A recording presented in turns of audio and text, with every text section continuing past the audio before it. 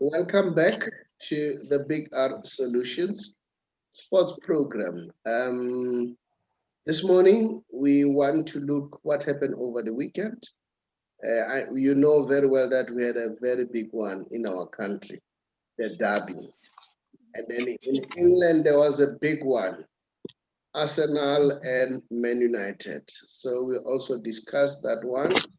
And there are also big news in Spain pertaining to Barcelona, big news pertaining to Lionel Messi. We'll talk about those. But let me welcome my colleagues. I've got Jacob, Jackie, and Selematsela. Jackie, welcome to the show. Thank you, my brother. Thank you so much. Welcome to my panels, analysts, and welcome to all the viewers at home. And we're going to have a very good program tonight. This morning. Then we have Mahlangu, the man who played in the first World Cup. Our first World Cup. Page was there. Page was in France. How was France, Page? In terms of weather, is it beautiful like people are saying? Yes, Saubrey, all foreign countries are very, very beautiful. Make no mistake. When you are there, everything is new in your eyes.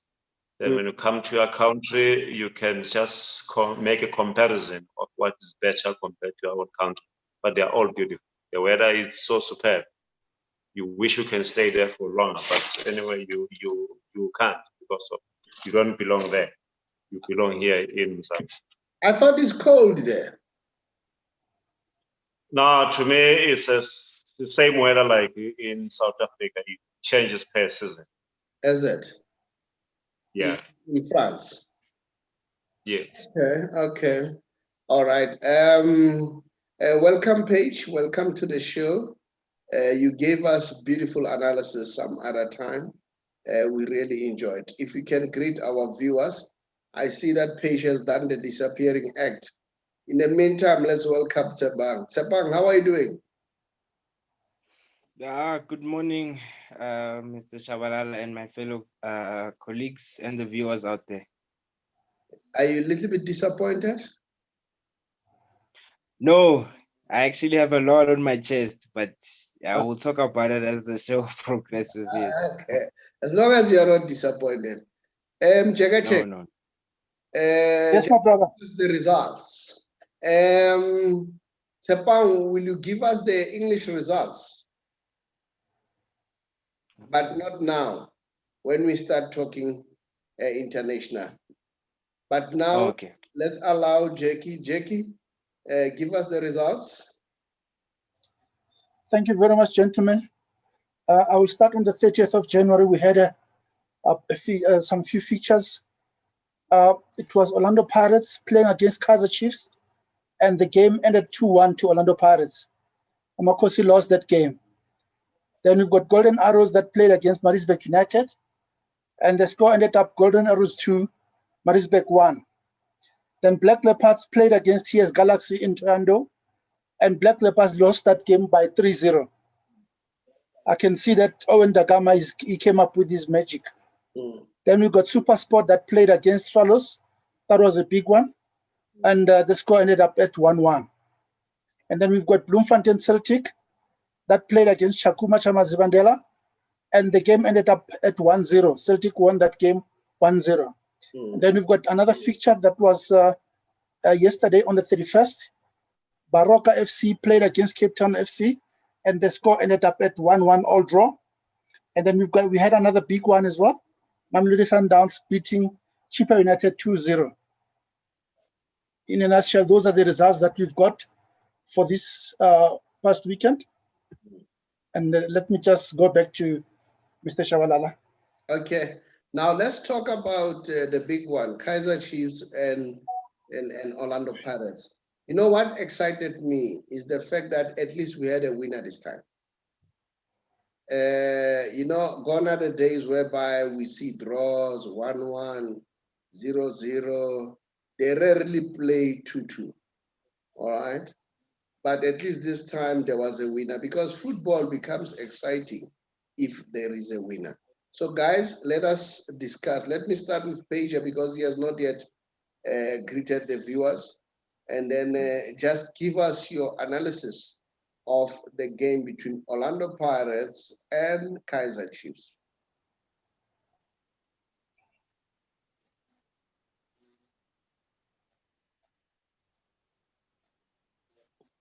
Mr. Mahlangu, you're on mute.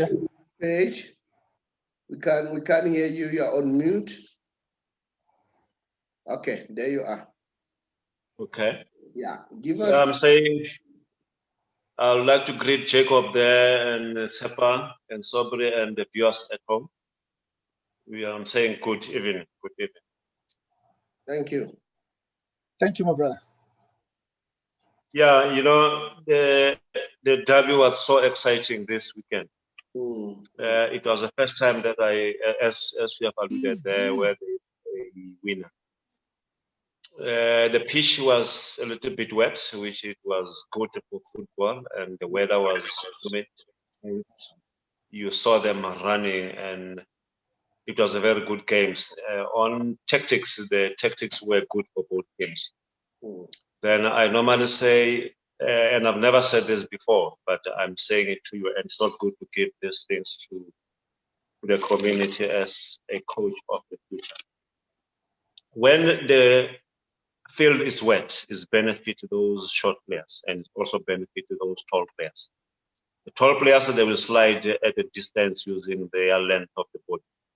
And the short players, they normally make those quick turns, very quick, and they can mess through around. Look at the goal that was scored by Pirates. That short guy that play on the left. He took a player on, then he thought that he's gonna do something. He proceeded up until he make a quick turn and make a diagonal pass. Then it was a very good goal. Then when you look at the referees were not spot on this weekend. The poor boy, I was listening on the review by the referees committee, was suspended for 4 weeks for the same mistake that he had done for not giving that penalty. And that penalty, on the other hand, I compliment the boy. That pulling is one of the best. I've never seen a pulling just like that in quite a long time. And the referee was a little bit obscured, a little bit, because it was just behind them. It was not easy to get a clear view of that pulling. And when you look at how he was pulled, and look at the player that, to me, he took also make a meal out of that. If it was me, I was going to be grounded because I did not. You cannot trust the referee when when the field is wet, because of when it's wet, there are two things. It's either it's a slippery from the referee's point of view, or nothing had happened. But he was on a clear cut of scoring for the first time before he can make that quick turning.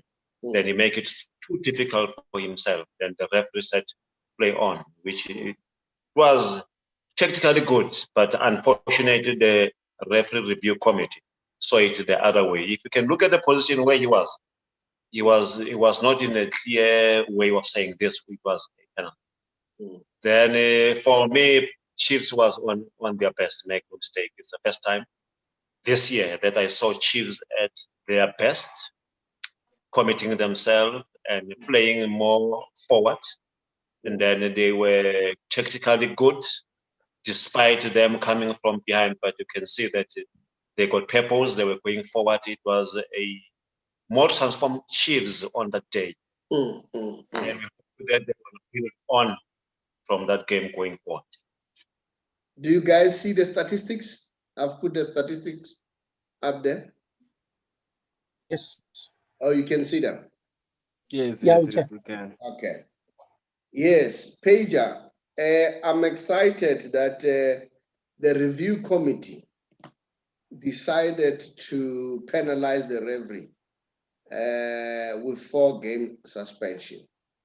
That has given me some kind of console, because I was a little bit worried, because I was going to say, when are we going to introduce VAR So that means the committee is working, is functional, because having a committee, but at the end of the day, you don't get any results out of that committee.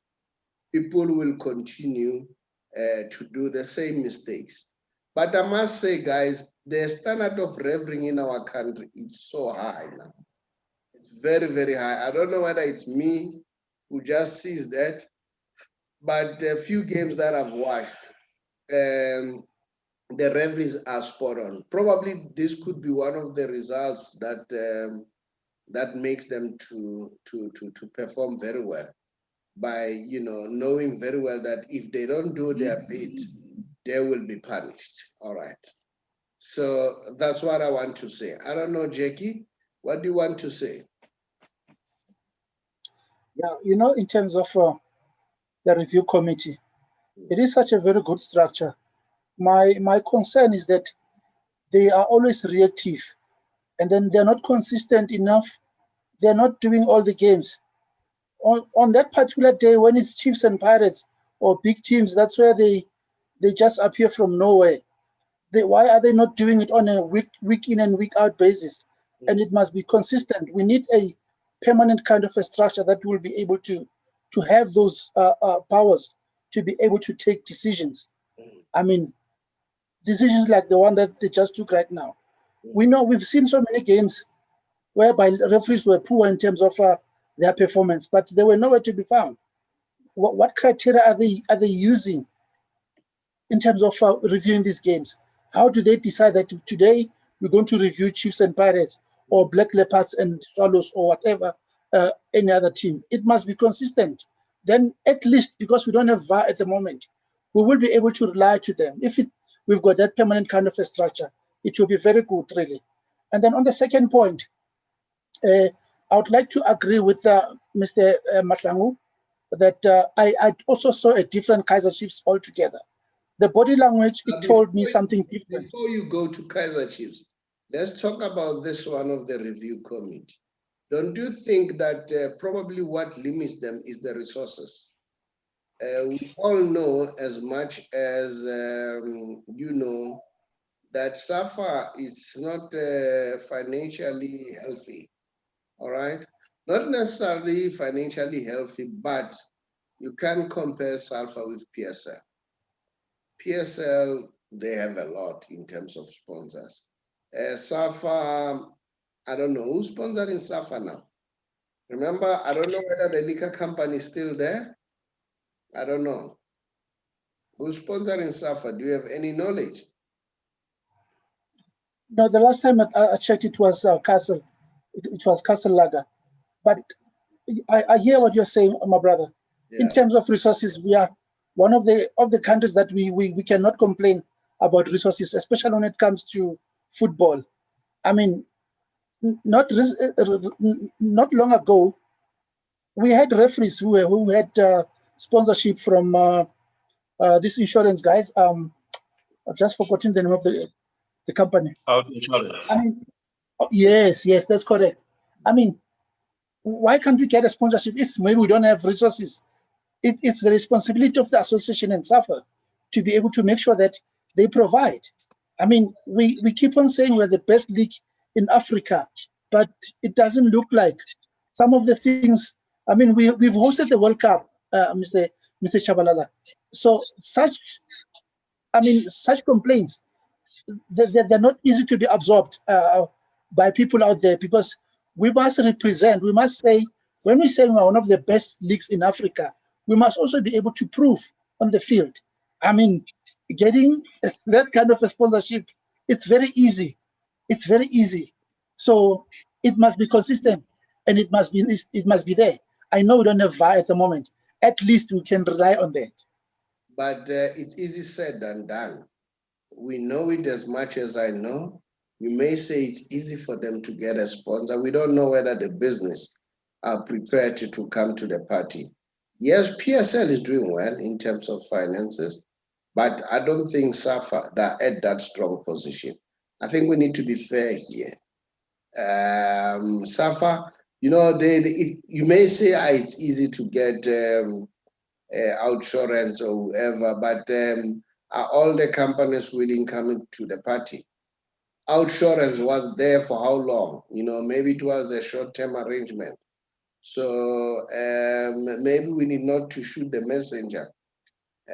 Maybe it's the time for business community also coming to the party to improve. We're talking about VAR. Maybe the business community, they must come and assist. So that could be one of the arguments that can be put forward, you see. Because to my knowledge, like you are saying, we know only Castle, and I don't know what's happening now. The tradition of announcing sponsorship, we don't see it anymore like it used to be. Even if there is an announcement of sponsorship, unlike before, we don't even know how much is it worth now, the sponsorship. So maybe there are a whole lot of things that are not happening, and then it's easy to blame them. But nevertheless, let's go to Kaizer Chiefs. You wanted to talk about Kaizer Chiefs. That's correct, yes. It was a very good game, I must say. Both sides did very well. What I liked about Kaizer Chiefs is that they've shown me something that I haven't seen for quite some time, the one that I call BMT, big match temperament. It was quite a very big game, and then looking at the new players, mostly the new players that we've got, I think Kaizer Chiefs did very well. And I must just say also, Orlando Pirates did very well as well. But if you look at the stats that we're looking at right now, Orlando Pirates on target, they only had 2 shots on target. 2 shots, and then Kaizer Chiefs had 5 shots on target. And look at corner kicks, 3 Orlando Pirates, 4 Kaizer Chiefs. And then the total goal attempts for Kaizer Chiefs, it's 18. So I've seen that Kaizer Chiefs have been attacking, and I could see that they're not using their chances. Then that thing, it told me immediately that we're going to lose this one. And we lost the game because we didn't use the opportunities. I'm not blaming the guys. I'm just saying that we created a lot of opportunities, but we did not bury our chances. If we buried our chances, we could be talking something different right now. How about Jackie? How about somebody to cut you short? How about somebody saying Pirates' shots at target were quality because they went in? They didn't have too much. Well, look, on target. Quality because quality is something else. Yeah, so quality because they resulted in goals. All I'm saying, Mr. Chawalala, it doesn't matter whether it's good quality or bad quality. The score is 2-1, and Pirates won the game. And all I'm saying is that, yes, they did well by winning the game, but if you look at the structure of Kaizer Chiefs and the structure of Orlando Pirates, it was totally different. Kaizer Chiefs, they showed me hunger. They showed me a positive kind of an attitude. They were so attack-minded, and Pirates struggled, I must be honest with you. I'm not saying that they didn't win. They won the game, yes. However, there are so many things that they need to still need to work on. Look at the number of passes. Normally, I know Pirates in terms of passes, they should be dominating. But this time, Kaizer Chiefs dominated them. 355 total passes against 310. You see, and look at the ball possession, 54 and 46. So that's all I'm saying, that Lady Luck was on Orlando Pirates. Lady Luck smiled on Orlando Pirates, and they won the game. Congratulations to them. You know what? They normally say Barcelona will always dominate the game, 70% possessions, but possession doesn't win games. What matters is goals. They can have as much possession as they want, but if they don't win games, they'll never get trophies. Maybe that is why we see Barcelona is experiencing a slump, because they focus on possession. I'm not saying underestimate possession, but I'm saying at the end of the day, it's like last time when we were saying people don't remember number 2. Okay, people always remember number 1. So no matter statistics are good for a coach to see that, okay, we are trying, guys, and then 5 shots on target. We had 4 corners, 2 offside. That means that we are trying our best. but we need to improve in terms of quality, in terms of bearing those chances. I don't know, Tshepang, what do you want to say? So that is not a between me and Jackie. You know, I'm very, I could say, upset because I'm not that I'm trying to be biased or anything right now, but I think it was something that we've spoken about like 2 weeks back. I think I once said something that Kaizer Chiefs, the first 20 minutes of the game that they've given us in the past, I could say 4 games, they managed to get the results that they wanted and kill the game off within the first 20 minutes of the game, which was something that they've managed to get again in the Soweto Derby. So they've got the first 20 minutes of the game, which they played well, but they failed to take the chances that they got. Given the fact that if they had taken those chances, we'll be talking a different story right now. That's why I said last week, yes, I did predict Kaizer Chiefs to win the game. That's why I said also we were in for an upset because the game hunger that they've been showing in the past 4 to 5 games has been different. So they came into the game again with the same mentality and they failed to do that. So I don't know what went wrong, but they've got those chances. That's what I'm saying. The first 20 minutes of the game was very important. If they had taken those chances, we'd be saying a lot and we'd be talking about something different today. So I think it's that mentality that the players need to step up and realize that it's all up to them. We're really tired of blaming the coach. Can't keep blaming the coach. I think Gavin Hunt has done everything that he has to do. The players are in the right state of mind, but their character is a problem. Consistency is a problem. So if they can change that within their game, and then I think going forward, they will come all right. So yeah, that's my view on the game. But Orlando Pirates took their chances. Well done to them. You know, when you fail to take your chances, another team will punish you, and that's what Pirates did. They didn't get a lot of chances, but given the chances that they got, they took them and they ran away with the game. So congratulations to Orlando Pirates. But yeah, that's my take on the game. How about I heard Roman Koeman in Spain saying Barcelona are in transitional period. And I think Kaizer Chiefs are in the same shoes.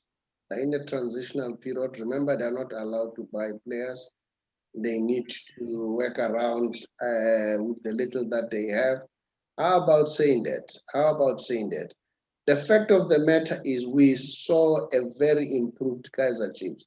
And remember, it was not only this weekend. It was also the past 2 games. Kaizer Chiefs were playing very, very well. So I would say that you know what, maybe they're in a transitional period. But let's move on to the next game, unless one of you wants to say something quickly, just for a minute, so that we move on to the Mamelodi Sundowns game. Yeah, let's talk about that controversial penalty. For me, yeah, I think it was a penalty, and the referee didn't maybe see it correctly, but it was definitely a penalty. Which one? The one for Pirates. The one for Pirates. That's correct, yes. Oh, you think the one that was not given for Orlando Pirates? It was a clear penalty. Yeah, but as we said, and then like we said that at least we saw that there is action taken by the league, and which simply means something is happening. All right. So I still not happy even there. No, I'm happy. I'm just confirming that for me, the way I saw it, it was definitely a penalty. I didn't dispute that. All right. Can you see the statistics of Mamelodi Sundowns? That's right. Yes, can you just zoom it a bit? Okay. We are trying to master this thing. It's much better. Yeah, fine. Is it visible enough? Yes, it is. Okay. Guys, we cannot avoid talking about Mamelodi Sundowns. They look like champions in waiting. So we need to talk about Mamelodi Sundowns. Teams that are doing well, we need to talk about them. And then I still want us to talk about Morocco Swallows because they're doing well. And I'm still asking the question, are we going to see the Leicester City situation in South Africa again? Now let's go to Mamelodi Sundowns. Let's start with Paige. Paige, did you watch that game of Mamelodi Sundowns? Saubrey, I watched the game. The game was flowing.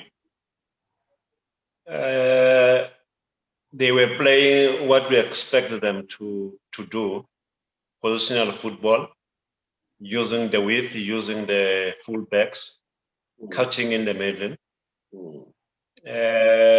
Chipper tried to match them, but they couldn't penetrate them. That's what I saw. They couldn't penetrate them because of weak position and with another dimension of creating goals from the back, and then they were superior than Chipper. Hence, then mentioned that they were beaten with a small margin. It could have been more than 2 goals, 5-6. That team, it have not won the league yet. Then we cannot crown them champions now. But they are working towards that. It's still going to be a challenge. They are still going to challenge. Yeah, absolutely. Expect Morocco Swallows to give them their run because of they are doing well. Expect Cape Town City to give them their run. They are still doing well. Expect Pirates also to give them a good run. Expect Kaizer Chiefs to challenge them more further. But what is good to their point? They are collecting points, and they are collecting them by 1 or 3, which is good. Also, don't rule Super Sport out. They are the dark horses for me. They are the dark horses for me. Then I see them making a lot of mind games, saying they don't have players that they can play. Make no mistake, all the players that are coming in, they are making a mark. This was the game that I saw them playing with the central forward, which it did not change their dimension, but they were a little bit not sharp, but they had a purpose of what they were doing because of they bring in players that you don't expect them to come in, and once they come in, they make a very big difference. Then tactically, I might not say the coaches they add more, but the players that they bring in, they're the ones that are making the tactics of the team to look good. Remember, we are saying it's not the tactics that makes the team to do well. Are players that are dictating the tactics of the team, which is what is happening now at Mamelodi Sundowns. Also to add Kaizer Chiefs, if I can go back a little bit. The same players that are playing now, which are bringing a very big difference to the team. That I cannot say those are the tactics of the coach. It's the players that are starting to dictate now that we are here, we can give you this. You end up seeing a newly transformed Kaizer Chiefs, and of course, is transformed. Make no mistake. Then I see if we can go to the next 5 games, seeing Sundowns collecting the point, then definitely they're going to take their lead. But let's give them the next 5 games and see what's going to happen. And I think Sundowns, they still have a problem of going outside the country. That will have its toll, on their effectiveness. But we'll see. They're used to it. They've passed that stage. They've traveled that road before. Maybe they're used to it. And you can see the statistics. They speak for themselves. 15 attempts, goals, and on target 6. And then fouls. I don't know what to say about fouls. Were they panicking? That is why they were committing so many fouls, or it was an issue of being committed, and then they've picked up a yellow card. I don't know, guys, what do you want to say about yellow card? Because my understanding, if the team, but fortunately Sundowns has a pool, if you continue to get the yellow cards, they have an impact in the long run because the players will pick up the yellow cards and they won't play during the crucial games. I don't know what's your take on that.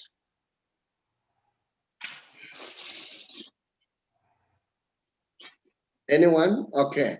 The other thing that I want you guys to comment about is the question of offside. I can see that Mamelodi Sundowns were caught 7 times. What does that mean? Can they not read the offside trap? Or it shows that the team is hungrier as compared to the other team? So, those are some of the issues that one has to look very closely. But will the numbers, the statistical number, have the impact on the end results? I'm not sure. And of course, I agree with Paige. Sundowns should have won this game easily by 6 goals or 8 goals. And then remember they were playing for Madisha. And I saw a nice thing when they scored, they would give this, the jersey of Madisha, celebrating with him. May his soul rest in peace. So let's move on to the next game. Tshepang, you want to say something about Sundowns? Yes, Mamelodi Sundowns, that team is well oiled.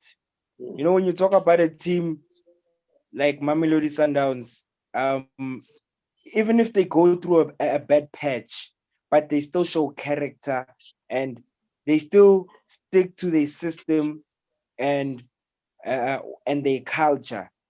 Mamelodi Sundowns had so many chances in that game. Yes, Mr. Page is right. They should have scored more than 6 goals. Even Coach Dan Mahlangu did say that they should have been buried with more goals in that game. Each and every player at Mamelodi Sundowns, they know their role. Each and every player knows what they have to do. I mean, they've got a good squad depth. Andile Jailu was playing over the weekend. Josh Maluleka wasn't there. But Andile Jailu knows his role. He knows what he has to do. So what I'm trying to say is each and every player, whoever plays in that 11, they actually know what they have to do. So a team like that is very hard to defeat. And given the fact that they number 1 on the log, we're actually discussing it earlier with my colleagues. I just told them one thing, Mamelodi Sundowns, given if they, in the next 5 games, they still are between that 5, or let me say 10-point gap in the next coming 5 games, the league is gone. You'll never catch Mamelodi Sundowns, given the fact that they make sure that they will never let a team catch up to them once they're in front. Yes, teams can put pressure on them, it's fine. But once they have opened that gap, they always make sure that they need to stay on top. Because I did say about Morocco Swallows also, now the legs are starting to count. The squad depth is starting to count. Do they have the legs to carry on that form that they had the beginning of the year into the second round of the season? So that says a lot about them compared to Mamelodi Sundowns. Mamelodi Sundowns has the legs to carry themselves until the league is over. They have the squad depth, and everyone knows what they have to do. So they got the system right. So that's why they are at the top of the league, and that's why they have this current form years after years. So I truly think, I know it's too early to say, but they really are looking like champions again. So yeah, that's my take on it. Jackie, what do you want to say? Mamelodi Sundowns, Chippa United. Yeah, definitely that game, for me, it was a walk in the park for Mamelodi Sundowns. I could see that, I don't know what was happening with cheaper players. It looks like they were panicking somehow. I don't know why, but Mamelodi Sundowns really played very well. They were well organized in all the departments. And then whenever they're attacking as a team. And then whenever they're defending, they defended as a team. And you could see the body language it tells that the confidence was too high as well, which basically tells you that the coaches or the technical staff, they did their homework very well. And I also agree that Sundowns could have won by 6 or 7 goals. And then it was also alluded by the very same coach of Chippa United that he's just surprised because he was expecting to be beaten by 4 to 6 goals. So let me really say congratulations to Mamelodi Sundowns. They are such a very good team to be reckoned with. And I'm also supporting the statement by Mr. Mahlangu saying that we shouldn't say that they are champions as yet. Yes, they are defending champions, but there is still a long way to go. There are so many games that are still going to be played. It's still a marathon, my brother, and but they are on the right track, and they are doing things correctly. Yeah, and they just signed a very good player as well from Maritzburg United. There's a lot coming. Don't rule out Kaizer Chiefs. Don't rule out Pirates. Don't rule out SuperSport United. Don't rule out SuperSport. Any of those teams, they can surprise us and probably take the league unexpected. Now, while we are still there, what's your take of Chippa United? Are we seeing the demise of Chippa United in the Elite League? Paige, you have seen them as a coach. What do you think? Do you think they'll survive? Saubrey, it's just that during this time of COVID, we see a different football. It's not a bad one, it's a very good one because of the period. And the other teams, you cannot read much about who's in the relegation zone as we are speaking now. This thing will start to show up towards the end. And even now, when you look at where Chiefs, Pirates, Swallows, SuperSport, where they are not far away from one another. That can tell you also they're down there. Then when you look at Chippa, the way that they are playing, they are not consistent because of the coach just came about a month back. Then they're also not getting their feet okay. And I think even the players that are there, Dan did not sign any. He found them there. He's also just like Gavin. They are using the material that they are having. And when you look at the way that they are playing, they are trying to play a passing game which other players don't have confidence. But they are trying. But you can see that they've got some idea on understanding how the coach needs them to play. Then which it can benefit them as they progress. But what's important, they need to collect their points. If they don't collect the points, there is no way that Pengisi can leave Dan alone and say, no, let me go with him. Obviously, he's still going to chop him down and bring in another person that can try and collect points. What I see with Chippa's mentality is he wants the coach that will collect the points quicker, and which is not like that in football. You've got a plan and you must expect to lose some games. Also, you must expect to draw some other games. You must have your own target. If you don't meet your target, he brings in the other coach, which is that's how it works for him. We cannot criticize him as coaches, but that's the business side of Chippa. He wants this, and you must give them that. Then if I analyze them, they can still survive their chop. Make no mistake, they're still going to survive their chop. When you look at our friends there, whom we're going to talk about, the Chakuma boys. Yes, I am ruling them out, I personally. Even if there's a new person coming in, you still need to do a lot of work. You still need to do good branding. You still need to motivate the players. Still need maybe to pay the debts of the team, which are the same players that need to come in. Those experienced players that he assembled, they were assembled. Those were the very good players. Then to me, that is a team that I am definitely saying they're gonna be chopped. We don't know what their strategy when they bought this team. They can prove me wrong. Then again, when I look at their technical team, I still not convinced vis-a-vis the struggle that they've got in terms of remuneration of players. That also bring in the question of them not performing well. But cheaper, no, I am not giving them a automatically relegation. Maybe they can make a true getaway through the playoffs, but they are doing well. Make no mistake, they are doing well. Also, I must bring in golden arrows. Don't rule them out. Also, they have not yet lost, and they are playing a very good brand of football.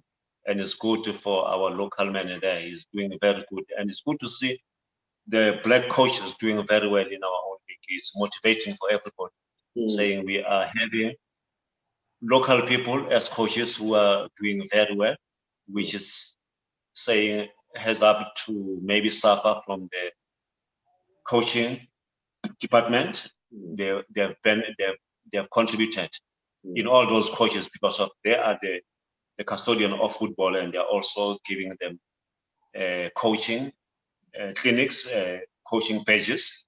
Then it's also saying what is made locally is benefiting everybody. It's also benefiting the local football, which is good for us as a country. Now, Chakuma, a quick one pager so that we move on. I want us to go to England. I want us to talk about Man United and Arsenal. Chakuma, since we are saying there are problems, the technical staff, who are in the technical staff? They've got Masuta, who have been there. I read somewhere today that they want to bring in Mpo Maleka. They used to call him Zico. He was a very good goal scorer. And I'm not so sure about their fitness trainer. I'm not so sure about the analysts, whether they've got those analysts or they don't have. I'm not so sure whether they have the physio. I'm not so sure whether they have the biocanotists, the one that help with the training of the players. Those are the other aspects that they are normally helping the team in terms of UN as a technical team. Then we don't know the man that bought the team, whether he's knowledgeable about all those logistics, those strategies of how you train the players, or he just came in there to save the team because of he loves football or what, they don't know. But there is much that is on stake for them. If they can beef up their technical team, then they can be better. But if they can let it stay as it is, then surely they are digging their own grave. Then I'm not so sure because of I received some few calls from that Limpopo side. Then because of I've got so many friends there, they were telling me that they bought the team. I said, no, it's good for the province. Let that team not come towards Joburg because of there are too many teams here. Let them stay in there. Let them have that team in Limpopo so that Limpopo can also benefit in terms of the players being given an opportunity, as was alluded by the previous owner when he bought that team. He said to all of us that he's giving his community a team that local players can come and be part of the team. I think it is good for the team to remain there. Back to your question, they need to beef up their technical team so that they can be saved from their relegation. Let me ask this question quickly. If owning a team, do you need a good businessman or do you need somebody who knows football? So to me, it is the two joined together collective. You cannot separate. Then you need a knowledge of the business side of how the corporate world works in terms of you making money. Because of the football need money. Again, you need to have the expertise of the technical team because of the technical team is the one that are going to do the straight work. Mm. You can bring in the money, but if you don't have a good technical team and players, it's as good as you are not in business in football. Therefore, you also need to have a knowledge of the technical side, even if you cannot have a good knowledge, but you need people that are skillful, who are knowledgeable in terms of the technical side of the game. Then you can benefit out of that. Then you can make a comparison of Sundowns now. Is their money against vis-a-vis the technical team?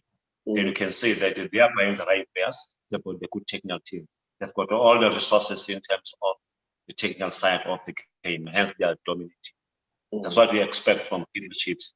They are also dominating. They are starting to do that. You can also look at the Pirates. They've been doing that very well. You can also look at SuperSport. They are good and all technical team of training players. Hence, they are consistently being in the bracket of number 5. They are almost there now and then. That can tell you a lot. Once you invest much in the technical side of the team, then you're going to see the results. And those results, they are the ones that are determining where are you going as a team and where are we going as a country also. Once you develop and bring in good players, surely we benefit as a country out of that situation. And therefore, I am saying you need both of them. But if in percent, if I can make it in percent, the technical side you must have about 70% of that. 30% should be the business side. Then you are on the game. Okay, let's move on, guys. Time is working against us. Let's go international. I'm sorry, we wanted to talk about Morocco Swallows, who are doing very, very well, but we'll talk about that. I want us to go to England. Maybe let's talk about the game of Liverpool, who are already showing the signs of revival again after a little bit slump. And also talk about Man United when they played Arsenal. So who wants to start? Jake, you want to talk about Liverpool? I know that you are a Liverpool man. You won't walk alone. Yeah, definitely, my brother. Liverpool is bringing some smiles back to us. We are really happy. And the way I watched the game, and I could see that, Liverpool right now, as compared to the last 2 or 3 weeks ago, you could see the body language was telling you something else. But right now, you can see that the guys are definitely ready and the guys are definitely motivated and they are definitely pushing hard. And that element that was missing, Mo Salah, yes, he was losing his touch. But now I see that Klopp is, the coach is able to use him accordingly. But now at the same time, I'm just worried about the consistency part of it. Whatever good that they're doing right now, they must do it consistently. And it's very important for them to be consistent, because remember that now they're on top. They're on top of the log right now, and they're the defending champions. And I'm very confident that they will be able to make it. Though it's still early to say, but signs are there. They're very promising. They are really, really promising. It was nice to see that Salah is back on the score sheet, which I think will encourage a lot of Liverpool players and supporters that our main man is starting to bang goals again. Now, Tshepang, do you want to add as far as that game is concerned? Yeah, Liverpool had a very good game again, and Mo Salah, yeah, I'm glad to see him back at the top again, and he actually broke a record over the weekend after scoring those goals. Yes, so yeah, Liverpool are actually coming back again. They really challenging there at the top. They're making actually the top 4 become very interesting now. I think this is what we wanted to see.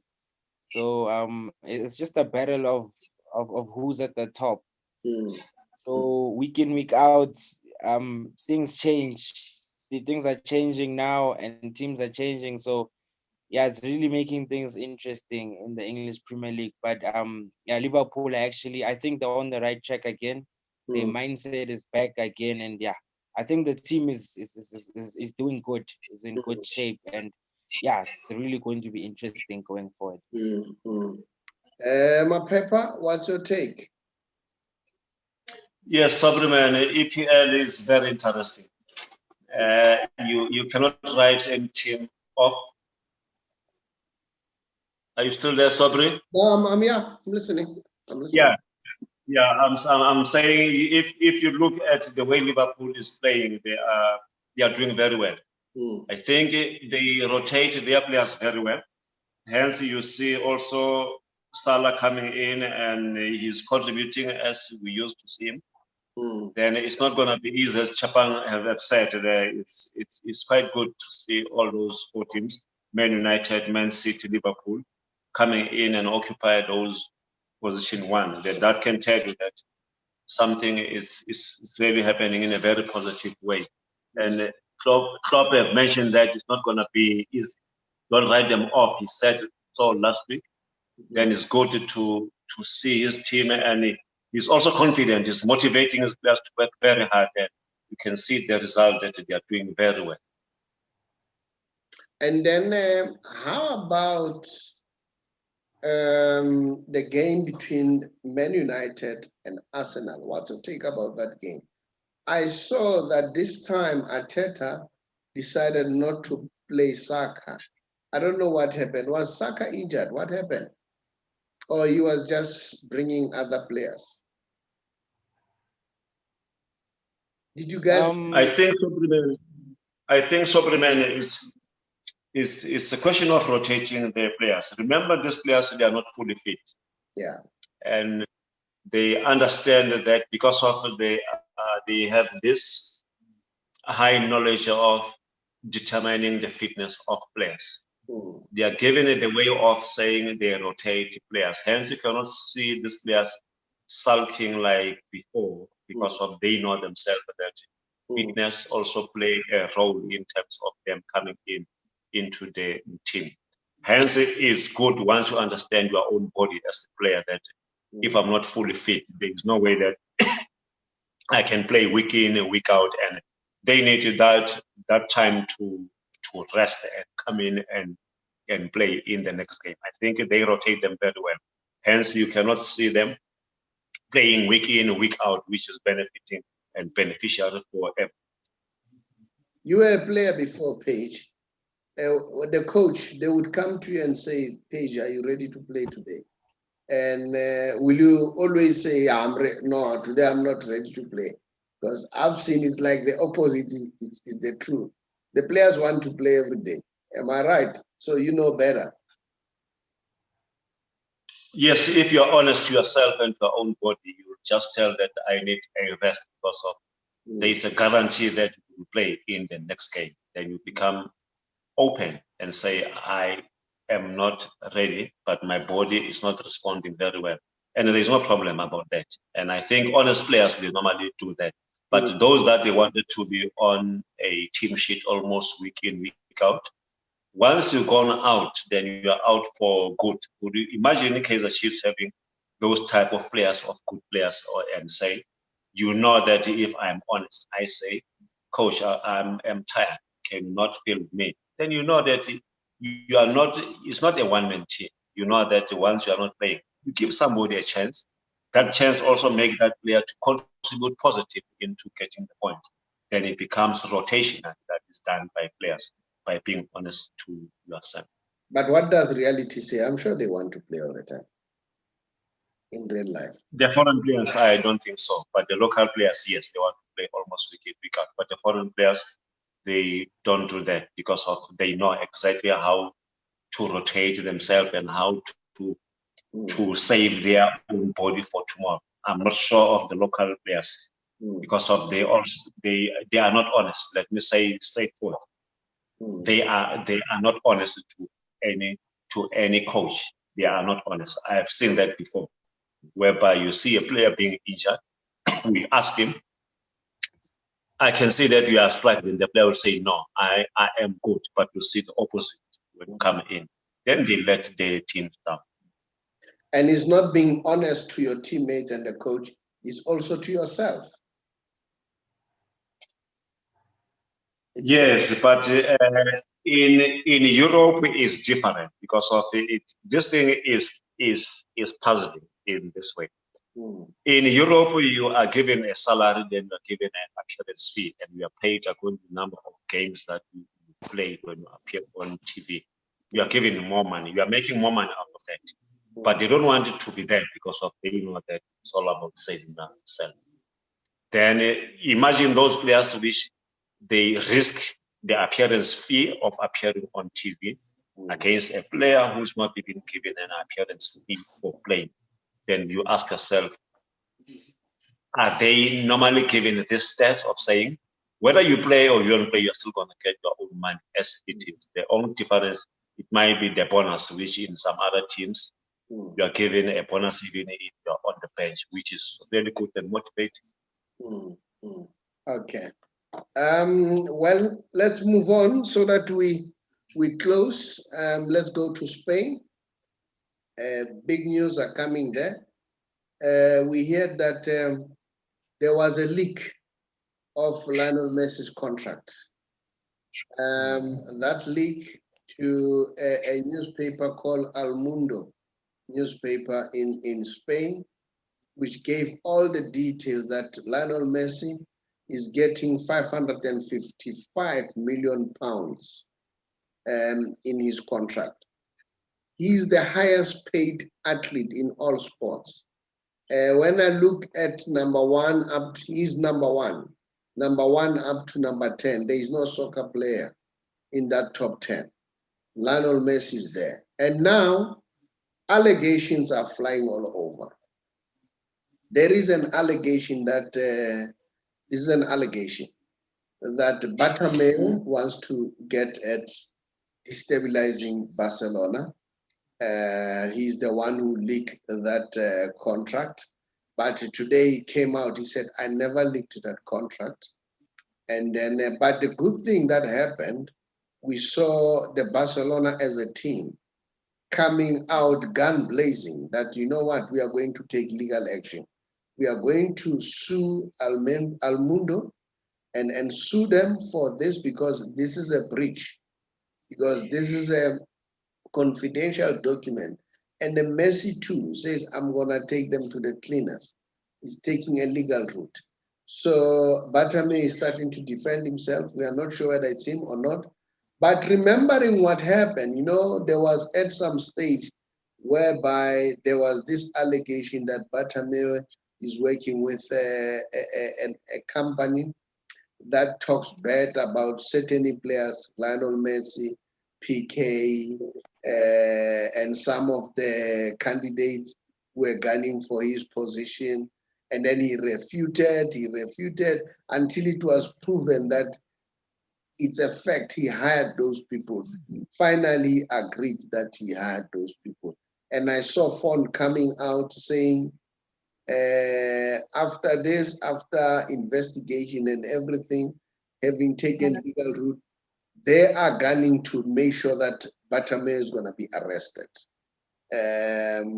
Even Laporta, they all want him to get arrested because they see him as destabilizing the team. We don't know what's happening. But I saw something very positive yesterday. Last night, Messi was playing and he was enjoying himself. He scored one of the beautiful free kicks as usual, and then he became the man of the match. And then you could see that he was relaxed. And then every player was rallying around Lionel Messi. For a change, I saw Griezmann for the first time saying we need Lionel Messi. He's a legend. We want to enjoy him. We wish that he's gonna stay for longer period. Now I said once Griezmann says that, then he'll play nice football. I'll tell you why.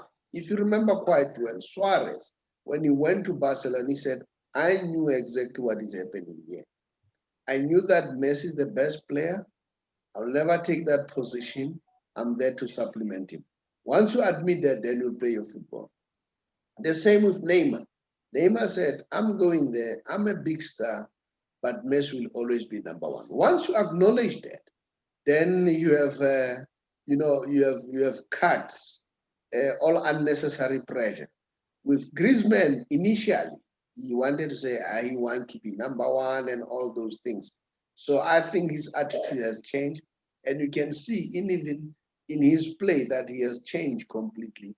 And I can see now he's been inter-passing with Messi, which is quite good. But we don't know what's going to happen, and then we'll see what will come out of this. Football is very dirty. It has its own politics. I'm going to close up with statistics. I'll always give you statistics. I don't know whether can you see this picture here. It might not be visible enough. Can you see that? Yes, you can see it. Yeah, this statistics, they say players who scored with a weaker foot. Remember, Messi is not a right foot player; he's a left foot player. But with a right foot, he has scored 70 goals out of 255 shots, and then he's leading that pack. He's followed by Neymar, who scored 43 goals, and then out of 203 shots. And then Abramovich has scored 38 goals out of 215, who followed Neymar. Lewandowski, 48 out of 276. Cavani, 43 out of 208 shots. And then Suarez, 47 out of 307 shots. And then Aguero, 45 out of 303 shots. Cristiano Ronaldo is the last one on the pack. 79 goals, but look at the shots that he has taken.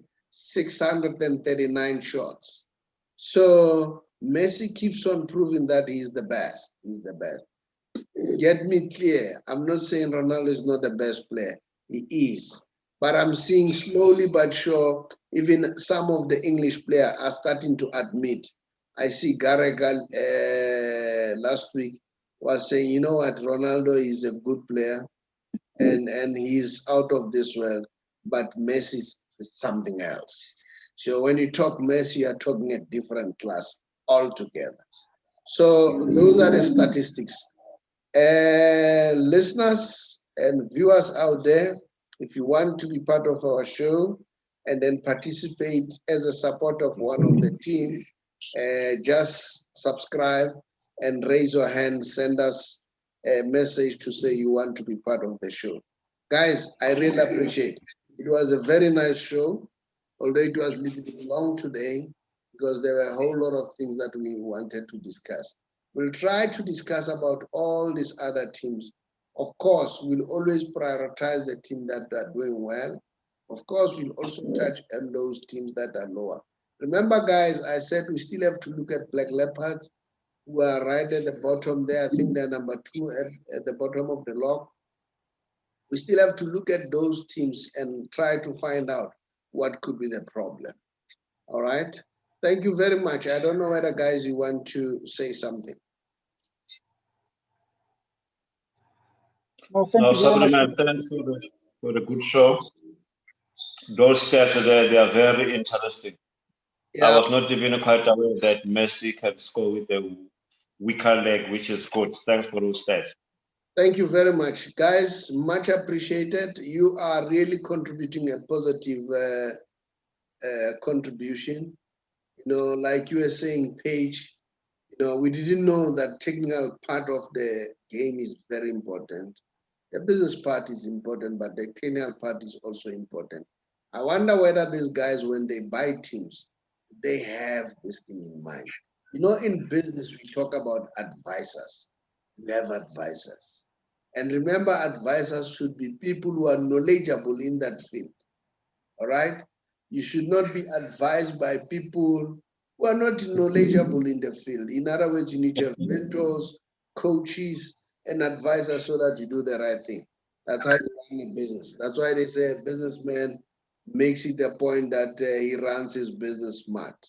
Guys, thank you very much. Till we meet again on Saturday morning.